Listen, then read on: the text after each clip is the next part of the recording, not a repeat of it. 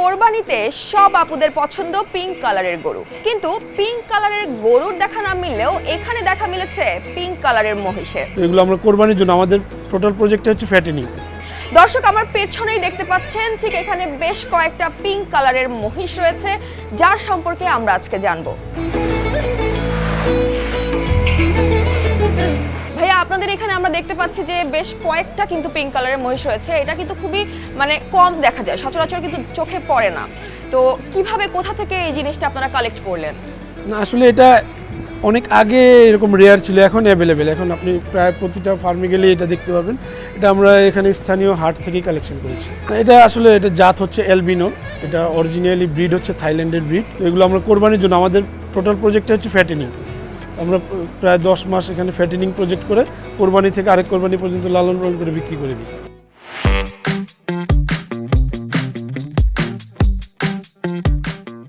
আমাদের প্রাইস হচ্ছে লাইভ ওয়েটে আমরা বিক্রি করি। গরু, সকল প্রকার গরু, যত ছোট থেকে বড় সব একই রেট, 650 টাকা কেজি। আর এই অ্যালবিনোগুলো 1000 টাকা কেজি। এটা তো যার যার চোখে পছন্দ যেটা সেটা নিবে। আমরা শুধু ওয়েটটা দেখাই দিব যে কতটুকু ওয়েট, আর ওই ওয়েট অনুযায়ী প্রাইসটা নির্ধারণ করা হবে। এটা টোটাল জিনিসটাই আমাদের শখের জিনিস, শখের ফার্ম। এবং এই জিনিসগুলো যারা ক্রয় করবে তাদেরও শখ থাকতে হবে, এটা শখের জিনিস।